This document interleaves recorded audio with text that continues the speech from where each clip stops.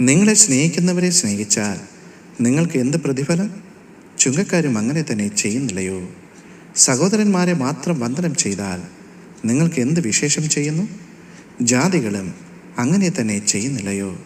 ആകയാൽ നിങ്ങളുടെ സ്വർഗീയ പിതാവ് സൽഗുണപൂർണനായിരിക്കുന്നത് പോലെ നിങ്ങളും സൽഗുണപൂർണരാകുവിൻ.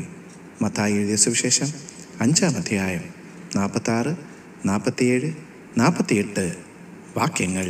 ലോകത്തിൽ കഷ്ട